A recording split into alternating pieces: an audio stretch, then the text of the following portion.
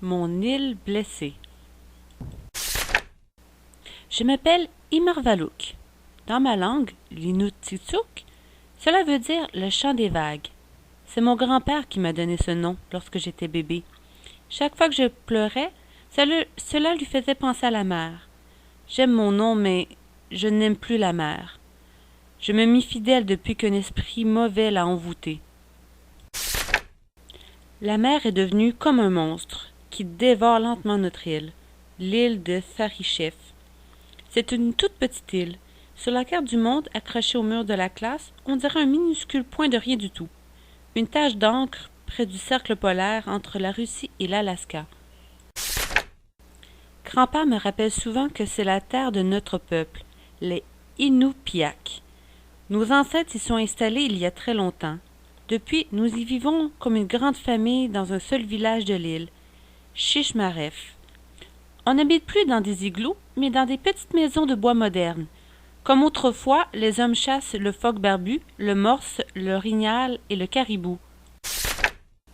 Chaque été, on quitte l'île pour aller s'installer sur le continent. Mon père et mon grand-père y ont construit un campement dans la toundra, sur le bord de la grande rivière Serpentine. C'est là qu'ils chassent le caribou. Pendant ce temps-là, ma mère et moi, on pêche ou on cueille des baies. Presque tout le monde a une motoneige maintenant. Grand-père préfère son traîneau à chien. Avant, il m'amenait souvent, même si j'avais peur des chiens, surtout de celui qui menait l'attelage. Mais aujourd'hui, c'est le monstre invisible dissimulé sous les vagues qui m'effraie le plus. À cause de lui, on ne peut plus aller sur la banquise. J'ai peur qu'il vienne ronger le village pendant la nuit et que notre maison plonge dans la mer. Parfois, je ne réussis pas à dormir. Le moindre craquement m'effraie. Je n'arrive plus à oublier la colère de la mer il y a quelques années. Des vagues si hautes et si fortes que le village entier a failli être englouti. Pourquoi ce monstre s'acharne-t-il sur notre île? Pourquoi Sedna ne nous protège-t-elle pas? Grand-père affirme qu'elle n'y peut rien. Notre île est blessée, rongée peu à peu par une créature inconnue des esprits qui veillait sur notre peuple dans les temps anciens. Une créature avide et invisible. Son pouvoir est si puissant que même l'hiver s'est éloigné de l'île. La banquise qui la protégeait des tempêtes n'ose plus s'en approcher et ne fait que l'effleurer. Les chasseurs de phoques ne peuvent plus s'y aventurer à pied ou en motoneige. C'est trop dangereux. Ils doivent maintenant le faire à bateau à moteur. De grosses pierres et d'énormes morceaux de métal ont été transportés sur le rivage pour former une digue. Mais rien ne résiste à cette créature. Elle puise ses forces auprès d'esprits inconnus de notre peuple.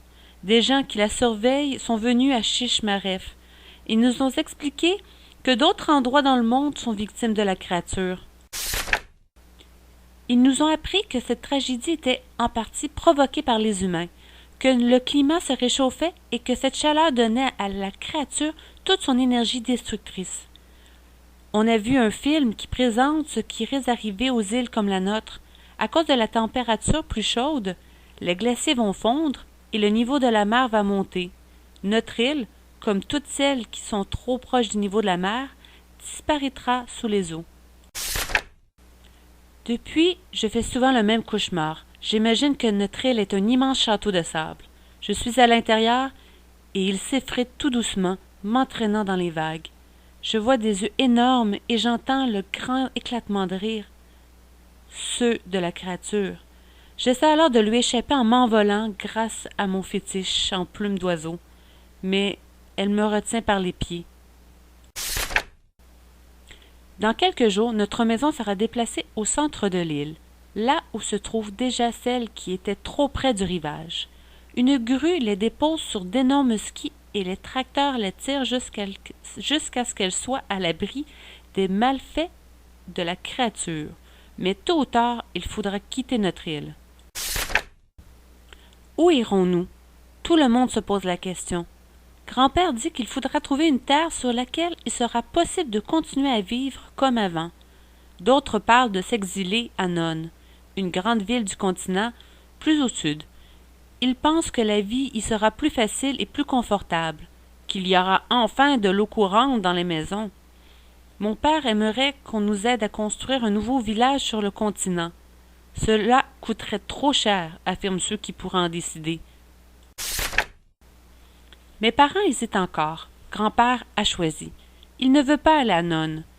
Il a peur que nous perdions nos traditions dans une ville qui ignore tout de nos coutumes. Comme plusieurs, il préfère aller s'installer dans notre campement d'été, dans la toundra. Ce qui le rend le plus triste, c'est que la créature va faire disparaître notre île et une partie de la mémoire de notre peuple. Lorsqu'Imarvalouk parle d'une créature qui dévore lentement son île, à quoi fait-elle référence? Dans l'extrait, des gens qui la surveillent sont venus à Chichmaref. Ils nous ont expliqué que d'autres endroits dans le monde sont victimes de la créature. Qui sont ces personnes? Quels sont leurs métiers?